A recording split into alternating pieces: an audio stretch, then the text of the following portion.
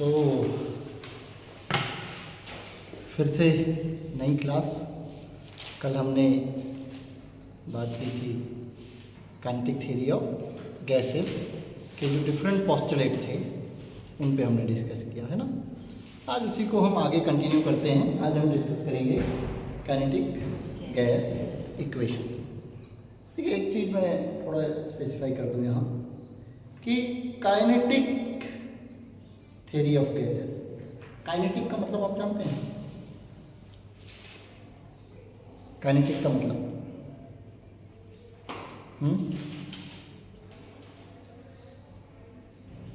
नहीं,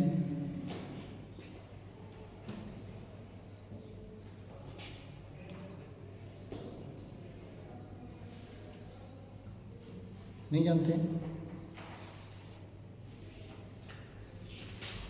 speed, motion, ठीक है। काइनेटिक गैस थ्योरी, आप हर चीज में किसकी बात कर रहे हैं? मोशन। टेम्परेचर किसकी वजह से है? गैस के मॉलिक्यूल के मोशन की वजह से है, कोलिजन मोशन की वजह से है, प्रेशर मोशन की वजह से है ना। तो हर चीज जो है मोशन की वजह से है। अगर गैस के मॉलिक्यूल्स में मोशन नहीं होता तो पूरी जगह जितनी उसके पास है उसमें घूम पाते, वो एक जगह बैठे रहते हैं। तो जैसे कोई गैस मॉलिक्यूल इस कमरे में है, वो पूरे कमरे में क्यों घूम सकता है? क्योंकि मोशन। तो everything of gases is due to motion. इसलिए इस थ्योरी का नाम क्या है? काइनेटिक थ्योरी ऑफ गैस, ठीक है। Everything is related to the motion, random, rapid random motion of the gas particles, क्योंकि टाइनी स्मॉल पार्टिकल जो कहा था। अब इस थ्योरी में हम दो चीजें बात करेंगे। एक तो जो हम कल कर चुके, क्या पोस्टुलेट, मतलब इसकी मेन अवधारणाएं क्या क्या है, मतलब इसमें क्या क्या एज्यूम किया गया है, मुख्य बिंदु क्या है। पोस्टुलेट का मतलब मेनली होता है मुख्य बिंदु। अब ये कोई आपका कंटेनर था जिसके अंदर आपका गैस फिल्ड थी, ठीक है। कोई बॉक्स है जिसके अंदर गैस भरी हुई है। तो ये बॉक्स जो है 3D बॉक्स है ना, जिसकी डायरेक्शन होंगी एक्स वाई जेड, ठीक। मान लेते हैं ये एक्स एक्सिस है, ठीक, ये वाई एक्सिस है और ये जेड एक्सिस है। तो इसके अंदर जो गैस पार्टिकल होंगे they are free to move in any direction, they are free to move in any direction. यानी कि उसका मोशन एक्स एक्सिस के डायरेक्शन में भी हो सकता है, वाई के भी, और 3D में कहीं भी हो सकता है। तो हम इसको स्प्लिट कर दें, क्या कर दें? स्प्लिट कर दें इसके मोशन को तीन डायरेक्शन है।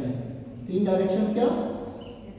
Vx, Vy and Vz। Vx, Vy and Vz में हमने इसको स्प्लिट कर दिया।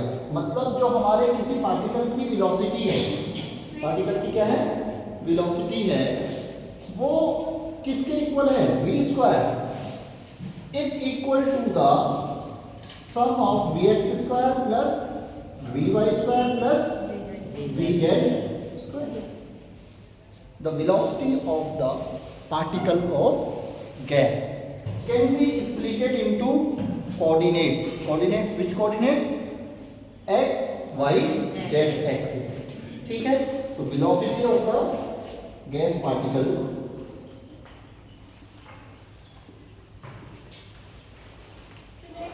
yes, in x, y and z axes, ठीक हो गया? कोई दिक्कत? हमने गैस पार्टिकल की वेलोसिटी को मान लीजिए वो x डायरेक्शन में मूव कर रहा था, या y डायरेक्शन में, या z डायरेक्शन में, हमने उसको स्प्लिट कर दिया। अब एक बार में हम एक टाइप की वेलोसिटी की बात करके डिस्कस करेंगे, ठीक है। तो फिलहाल इस बॉक्स के अंदर motion of particle in a box हम बात करते हैं। ये जो हम प्रेजेंट कर रहे हैं, मोशन ऑफ गैस पार्टिकल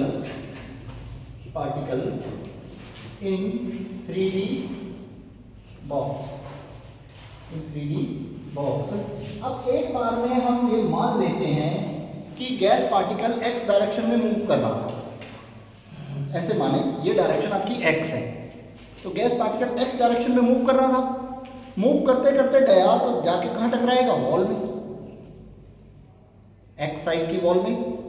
इसकी वॉल्स होंगी तो होंगी कितनी? इस कमरे में कितनी दीवारें हैं? 4। हम बॉक्स के लिए ऊपर और नीचे वाले को भी दीवारें मानते हैं। कितनी वॉल्स हैं इस बॉक्स की? 6। ठीक है, तो कोई पार्टिकल इस डायरेक्शन में अगर मूव कर रहा है तो इधर जाएगा, इससे टकराएगा, फिर वापस आएगा, इससे टकराएगा, फिर वापस आएगा। ऐसे तो चलेगा अगर वो अकेला है, एक बार के लिए मानेंगे तो ऐसे ही तो हो गया। तो अगर मान लेते हैं कि ये पार्टिकल इधर को मूव कर रहा था इस डायरेक्शन में, इसकी वेलोसिटी क्या थी? vx, इस डायरेक्शन में। ठीक, जब टकरा के लौटेगा तो इसकी वेलोसिटी क्या होगी? -vx। क्या होगी? -vx। जितनी उधर को थी उतनी ही वापस भी होगी, लेकिन बराबर नेगेटिव, उल्टी डायरेक्शन में होगी। तो डायरेक्शनल प्रॉपर्टी है वेलोसिटी की ना, स्पीड डायरेक्शनल नहीं है, लेकिन वेलोसिटी क्या है? डायरेक्शनल। ठीक है, तो इधर को जा रहा था तो vx थी, इधर को आ रहा था तो -vx थी वेलोसिटी। और ये वेलोसिटी हम कितने हिस्सों में डिवाइड कर सकते हैं? 2 हिस्सों। ठीक है, इधर और इधर। ठीक, अब मान लिया अगर ये बॉक्स की जो एज है वो कितनी है? L। एज जो लंबाई है कितनी है? L। तो ये बॉक्स यहां से इस दीवार के कोने से चला, वहां गया, टकराया और वापस आया। कितनी डिस्टेंस ट्रेवल की इसने? ये यहां से चला, इधर गया, फिर वापस यहीं आया। कितनी डिस्टेंस ट्रेवल की? 0 डिस्टेंस की बात कर रहा हूं। हम डिस्प्लेसमेंट की बात नहीं कर रहे हैं। 2l डिस्टेंस कितनी चली? ऐसे आया l, फिर वापस गया, फिर l, तो l + l 2l। डिस्टेंस कितनी हुई? 2l। ठीक है, और उसकी स्पीड कितनी है? vx। कितनी है स्पीड? vx।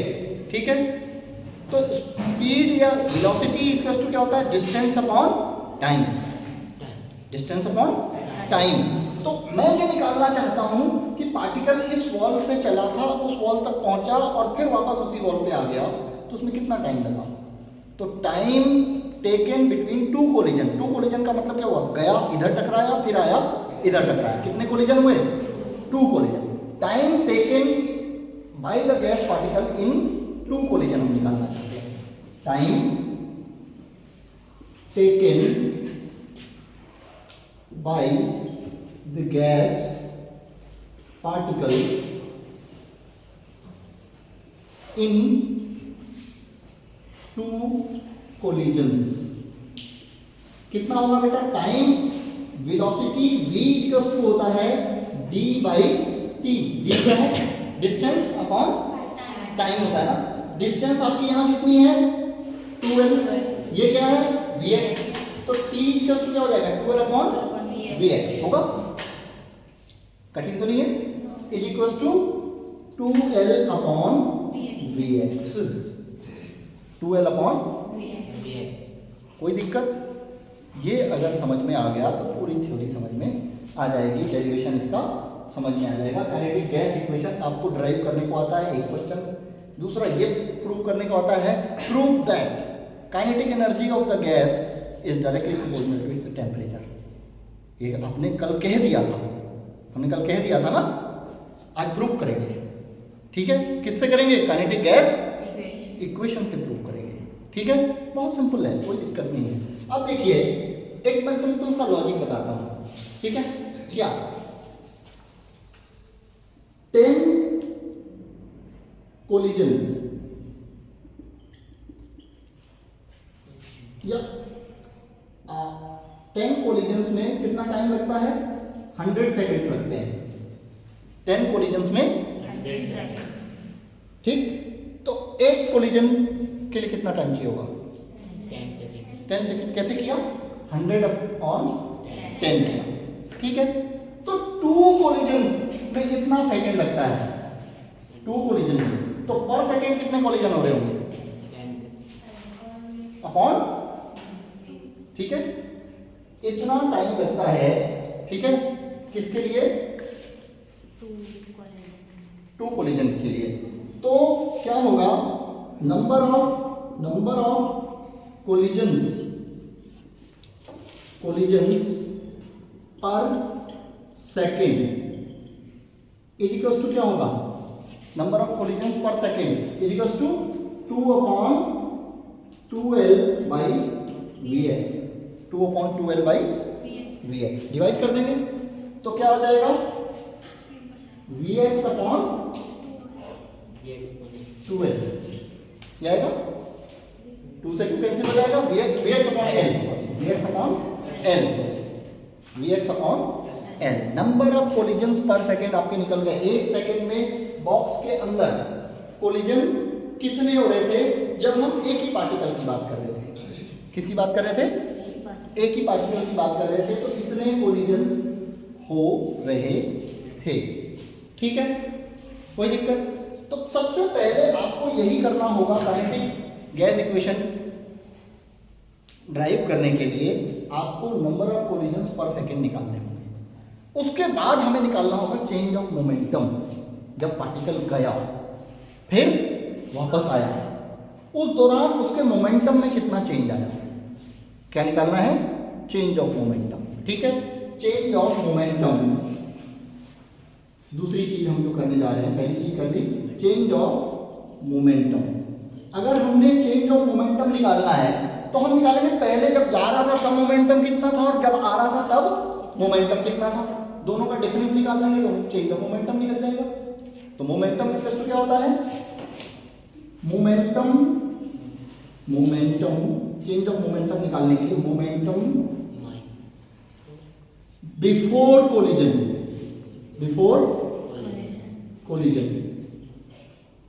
मतलब जब कोलिजन नहीं हुआ था, पार्टिकल जब जा रहा था, टकराया नहीं था, उससे पहले मोमेंटम कितना होगा?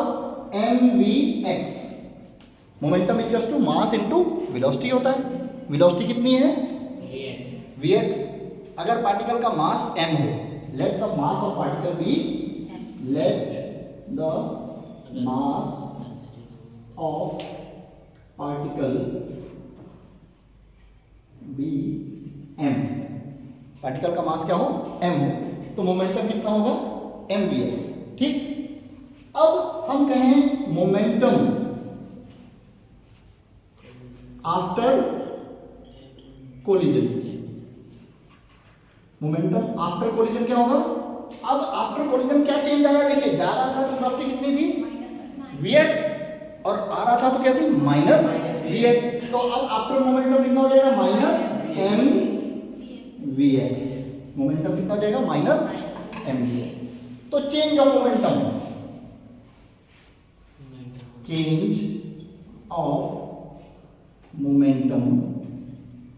इज इक्वल्स टू क्या होगा? Change of momentum mvx minus mvx, minus minus plus, तो will be equals to 2mvx is equals to 2mvx। कोई दिक्कत? ये तो हुआ एक कोलिजन में कितना चेंज ऑफ मोमेंटम हुआ। अब आपने पहले निकाल रखा है कि पर सेकेंड कितने कोलिजन हो रहे हैं, आपने निकाल रखा है पर सेकेंड कितने कोलिजन, तो अब आप निकाल सकते हैं कि पर सेकेंड कितना मोमेंटम में चेंज हो रहा होगा। Change of momentum, total change of momentum पर सेकेंड, तो इसको और इसको क्या कर देंगे? मल्टीप्लाई। ये क्या था? ये नंबर ऑफ कोलिजन पर सेकेंड था। एक कोलिजन में इतना मोमेंटम का चेंज हो रहा है, तो पर सेकेंड टोटल मोमेंटम में चेंज कितना होगा? This into this. कठिन तो नहीं है, समझ में आया बेटा? तो अब मैं इधर कर रहा हूं टोटल चेंज ऑफ मोमेंटम पर सेकेंड इज इक्वल टू क्या होगा 2mvx into number of collisions per second. कितने हैं? vx अपॉन l, ठीक है, vx अपॉन l, ठीक है। तो क्या हो जाएगा 2mvx upon 2mvx square upon l, total change of momentum आएगा 2mvx square upon l। This is total change of momentum पर सेकेंड, ठीक है, कोई दिक्कत? अब क्या है, अब ये हमने माना है एक ही पार्टिकल जो x डायरेक्शन में मूव कर रहा था। अब ऐसा होगा कि पार्टिकल y डायरेक्शन में भी होंगे जो मूव करे हुए, पार्टिकल z डायरेक्शन में भी होंगे, पार्टिकल हर डायरेक्शन में होंगे, ठीक है। तो total change of momentum for 3D, ये तो 1D था, अभी हम खाली x डायमेंशन की बात कर रहे हैं, ऐसे ही y डायमेंशन, x ऐसे ही z डायमेंशन। तो total change of momentum for x, y and z axis, total change of momentum for x, y and z axis क्या हो जाएगा? Equal to 2m upon l into vx square plus vy square plus vz square, सबका square कर देंगे, ठीक है, ठीक है, टोटल कर देंगे तो टोटल चेंज ऑफ मोमेंटम आ जाएगा। अब ये इज इक्वल टू हम ले लेते हैं v स्क्वायर, फिर से ये इज इक्वल टू ले लेते हैं v स्क्वायर। अगर आप चेंज करना चाहते हैं, कई बुक्स में आपको इसके बदले फिर आगे u मिलेगा या शुरू में u मिलता है, फिर हम कर देते हैं v, ठीक है। तो मैं क्या करता हूं यहाँ पे, मैं कर देता हूँ ये vx, vy, vz की जगह u स्क्वायर, क्या कर देता हूँ u क्या है? वेलोसिटी है, जिसको मीन स्क्वायर वेलोसिटी कहते हैं। अब ये सबका स्क्वायर करके आपने क्या कर दिया? सम कर दिया है, और उसका मीन निकाल लेंगे तो मीन स्क्वायर वेलोसिटी हम इसको नाम दे देते हैं, ठीक है। तो यहाँ पे क्या हो जाएगा? Is equal to 2m upon l u square, here u is equal to mean square velocity, ठीक हो गया, मीन स्क्वायर वेलोसिटी है u। तो 2mu square on l is total change of momentum for the particle, ठीक है। अब ये क्या था, हम अभी तक ये मान के चल रहे थे बच्चे कि अब हम कर चुके हैं सब कुछ, यहाँ तक कोई दिक्कत है आप लोगों को? कहीं किसी स्टेप में क्या करना है, देखो याद रखना है, ये आती है बेटा, बड़े मार्क्स में थ्योरी आएगी, और आपको बहुत सिंपल, सबसे पहले vx, vy, vz, फिर x को पकड़ लेंगे, x को लेंगे और डिस्टेंस अपॉन टाइम वाले फॉर्मूले से हम क्या निकाल लेंगे? नंबर ऑफ कोलिजन पर सेकेंड, फिर momentum mvx minus mvx, change of momentum, number of collision into change of momentum, यहाँ पर अब कुछ नहीं बचा है। अभी तक हम ये मान के चल रहे थे कि इस बॉक्स में एक ही पार्टिकल है, वो x डायरेक्शन में मूव कर रहा होगा या y में या z में, तो उसका रूट मीन स्क्वायर हमने निकाल लिया, वहां तक पहुंच गए। अब क्या हो, चेंज ऑफ मोमेंटम कितना हो कि गैस के पार्टिकल्स कितने हो? n particle. तो total change of momentum for n number of particles कितना होगा? इधर मिटा दो, इधर का मिटा दो बेटा, ये मिटा दो। तो total change of momentum if gas contain n number of particles, क्या होगा? Total change of momentum if guys have n particles. अगर n पार्टिकल्स हों तो टोटल चेंज ऑफ मोमेंटम क्या हो जाएगा? 2mn u square upon n से multiply कर देंगे। एक पार्टिकल का चेंज ऑफ मोमेंटम इतना है तो n पार्टिकल का कितना होगा? Multiply by n। कोई दिक्कत? अब हम लगभग सारी बातें कर चुके हैं, सारी चीजें कंप्लीट कर चुके हैं। अब इतना सा बचा है कि प्रेशर इज इक्वल टू क्या होता है, ये देखना है। प्रेशर इज इक्वल टू होता है force upon area, force upon area, ठीक है। प्रेशर इज इक्वल टू क्या होता है, फोर्स अपॉन एरिया, ठीक।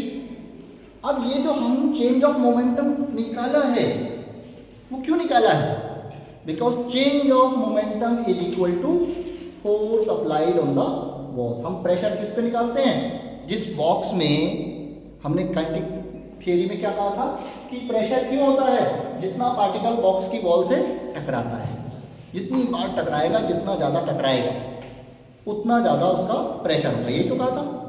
और जो प्रेशर होगा वो टकराने से क्रिएट होता है, जितनी तेजी से टकरा रहा है, तो जितनी तेजी से टकराएगा उतना ज़्यादा चेंज ऑफ क्या होगा, मोमेंटम होगा। तो change of momentum is equal to force applied on the walls of container, यानी this change of total change of momentum is equal to क्या होगा, फोर्स, ठीक है। तो change of momentum is equal to force, ठीक है, कोई दिक्कत। चेंज ऑफ मोमेंटम जो अब तक निकाला था वो किसके इक्वल है, फोर्स के। अब मुझे बताइए इस बॉक्स का जो पार्टिकल है वो कहाँ टकरा रहा है, दीवारों पे ना, कहाँ टकरा रहा है, दीवारों पे। तो ये एरिया की बात हो रही होगी, दीवारों पे, ठीक है। तो इसकी जो वॉल्स है उसका एरिया कितना होगा बताइए बेटा। किसी ये दीवार जो है वो एक तरह का क्या है, वो है स्क्वायर है, ठीक है। क्या है, स्क्वायर का एरिया कितना होता है, 36 डिग्री है, 360 डिग्री, ए स्क्वायर या एल स्क्वायर, इसका एल है ना। किसी भी भाई लेंथ इनटू ब्रेथ होता है ना, तो लेंथ भी एल है और ब्रेथ भी एल है, तो वॉल का एरिया कितना होगा, एल स्क्वायर होगा ना। और वॉल्स हैं कितनी, वॉल्स हमारे पास कितनी है, 6, तो एरिया कितना होगा, 6L स्क्वायर, वेरी गुड, कितना होगा, यानी कि अब हमारे पास फोर्स भी है और एरिया भी है। एरिया कितना है, 6L स्क्वायर, इसके लिए बिकॉज इट कंटेन्स 6 वॉल्स, ये समझना जरूरी है कैसे आया, इट कंटेन्स कितनी walls, 6 walls and each wall have area L square, तो total area will be 6L square. तो अब हम कर देंगे, कर सकते हैं। तो फोर्स कितना है, फोर्स है 2mn u square upon L into 1/6L square, और ये क्या है, P है, प्रेशर क्या है, P equal to 2mn u square upon L, तो ये आया क्या 3, यह है 3, L and L square will be L cube, यानी कि हमारे पास value I mn u square upon 3L cube. For a cube L cube will be V equal to L cube.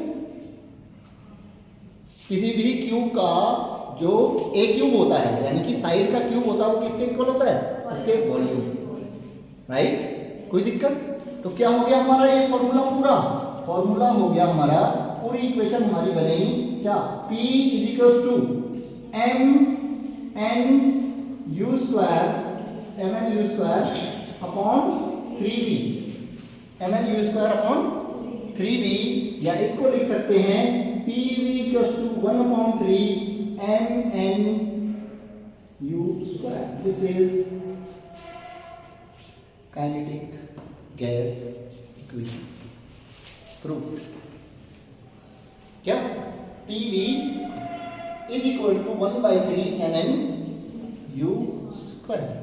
u क्या है यहाँ, मीन स्क्वायर वेलोसिटी है, gas particle की mean square velocity है, m गैस पार्टिकल का mass है, ठीक है। n गैस पार्टिकल्स के नंबर है, कितने पार्टिकल्स उसमें हैं। कठिन है, बहुत आसान है।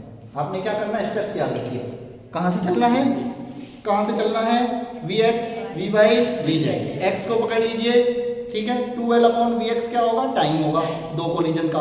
एक कोलिजन का टाइम 2 अपॉन वो कर देंगे तो VX अपॉन 2L आ जाएगा, आएगा VX अपॉन 2L आ गया। ये number of collisions per second आ गया, ठीक है। अब नंबर ऑफ कोलिजन पर सेकेंड निकालिए, फिर चेंज ऑफ मोमेंटम निकाल लेंगे। MVX माइनस MVX दोनों को घटाएंगे 2MVX into VX upon 2L, ठीक है। VX अपॉन L आ जाएगा आपका क्या, चेंज ऑफ मोमेंटम, ठीक है। तो फिर उसको करते करते हम जो है तो चेंज ऑफ मोमेंटम पर सेकेंड हम निकाल लेंगे MVX, ठीक है। ये सब मल्टीप्लाई करके फिर आगे बढ़ेंगे। और मेन आपका ये याद रखना है,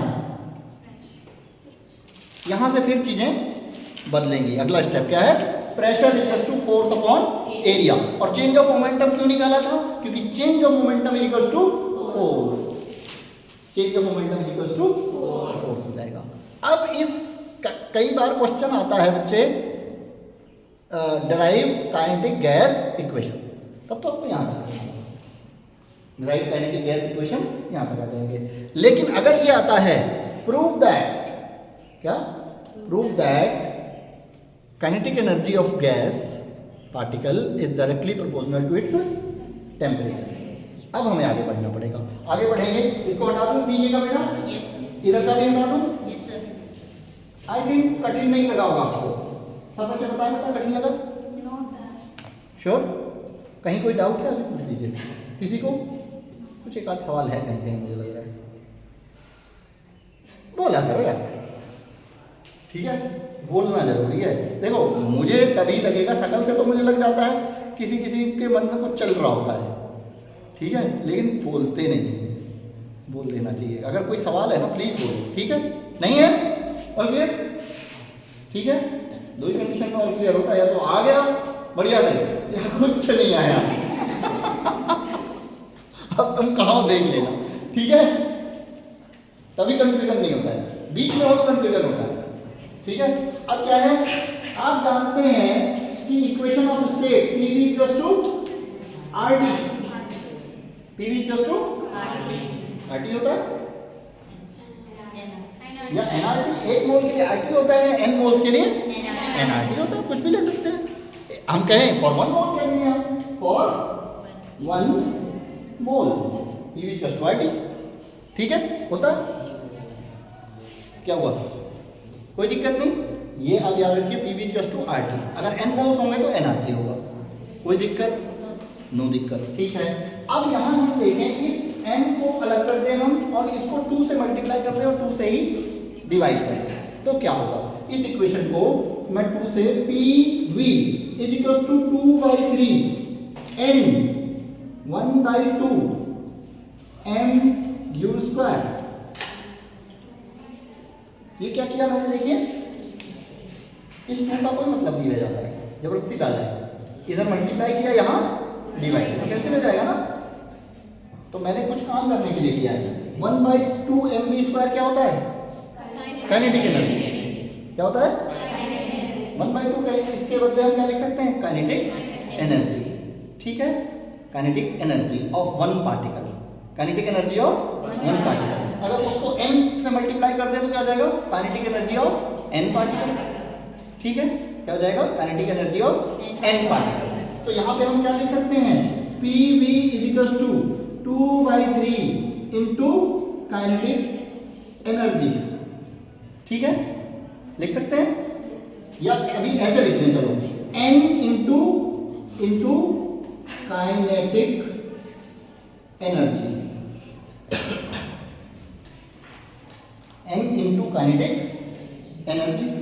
तो n इंटू काइनेटिक एनर्जी किसकी, ऑफ 1 पार्टिकल। तो 1 पार्टिकल की काइनेटिक एनर्जी को n से मल्टीप्लाई करेंगे, n क्या है, नंबर ऑफ पार्टिकल, तो ये पूरी क्या हो जाएगी, काइनेटिक एनर्जी हो जाएगी ऑफ n पार्टिकल, यानी कि PV is equals to 2/3 into E। यहाँ E इज इक्वल्स टू क्या होगा, E is equals to kinetic energy of 1 particle into n होगा। Here E is what, kinetic energy of n particles of the gas molecule, ठीक है। Gas molecule के n particle की kinetic energy, कोई दिक्कत। अब इक्वेशन ये आपकी 2 मान लीजिए और ये मान लीजिए 1 और 2 से आप क्या कह सकते हैं, ये भी पी वी बराबर ये है, ये भी पी वी बराबर ये है, तो हम 2/3 इंटू ई क्या लिख सकते हैं, आर टी लिख सकते हैं, लिख सकते हैं ना। अब इधर करूं मैं from equation 1 and 2, from equation 1 and 2 we can write 2/3 into E is equals to RT into E into RT। इससे क्वेश्चन आने के बहुत चांस है, मैं अभी क्वेश्चन दूंगा आपको, ठीक है। तो E is equals to 3/2 RT, E is equals to 3/2, 3/2 क्या है, कांस्टेंट है, आर क्या है, कांस्टेंट है, तो ई का क्या होगा, ई प्रोपोर्शनल टू, यही तो प्रूव करना था, क्या प्रूव करना था, prove that kinetic energy of gas is directly proportional to the temperature of the gas. Correct, proved. Any problem? बहुत सिंपल है, आपने P V to R T से कोरिलेट कर देना है और यहाँ एम वी स्क्वायर के बदले काइनेटिक एनर्जी ले आना है, मिला देना है। अब ये फॉर्मूला बहुत काम का है, ये फॉर्मूला इतने काम का है, इससे क्या आएगा, calculate kinetic energy of the gas at 0 degree Celsius. आपको ना गैस बताई होगी ना कुछ नहीं बताया होगा, आपको कहा होगा कि गैस की काइनेटिक एनर्जी निकालिए जब उसका टेम्परेचर कितना था, 0। क्या करना है आपको, आर तो पता होता है ना, टी मिल गया बस, और क्या चाहिए, kinetic energy equal to R 3/2 R T. और अगर आपको ये पता नहीं है तो घूमते रहो, है ना, घूमते रहो, कहाँ घूमोगे, क्या करोगे, तो सिंपल है, kinetic energy of the gas is equal to 3/2 R. तो क्वेश्चन लिख लीजिए, सॉल्व करके मुझे बताइए, ठीक है।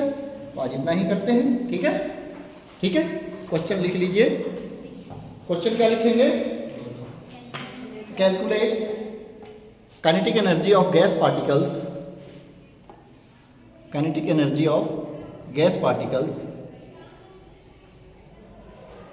Eight 0 degree Celsius. इसका आंसर क्या आएगा बेटा, 0 आएगा ना। कितने लोग मानते हैं 0 आएगा? 0 नहीं आएगा, क्यों नहीं आएगा? क्योंकि सर उसको हम कैलकुलेट, यस, वेरी गुड। ये इसीलिए 0 डिग्री मैंने बोला।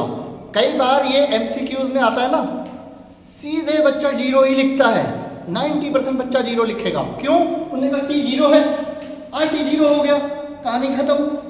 पता होने पे भी गलती हो गई। This T is not Celsius, this is kelvin. तो 0 degree Celsius is equal to 273 kelvin. तो यहाँ कितनी वैल्यू आएगी? 273। समझ में आया? नहीं आया? आ गया? चलो अभी एक चीज़ और डिस्कस करूँगा मैं, केल्विन और डिग्री सेल्सियस के चक्कर में। चलो कर लेते हैं। अब आप बताइए। हाँ, बस हो गया, ख़त्म करते हैं। ठीक है, 1 मिनट, चलो ख़त्म ही कर देते हैं। अच्छा चलो, क्वेश्चन रह गया था, मैं क्या कहना चाह रहा था। हाँ, volume is directly proportional to temperature. Temperature दुगना करते हैं तो वॉल्यूम भी दुगना हो जाता है गैस का। ठीक है, ये लॉ है। कौन सा लॉ है ये आप पे छोड़ता हूँ। ठीक, टेम्परेचर दुगना करते हैं तो वॉल्यूम भी दुगना हो जाता है। ठीक है, टेम्परेचर 10 था तो वॉल्यूम 10 था। टेम्परेचर 20 कर दिया तो वॉल्यूम कितना हो जाएगा?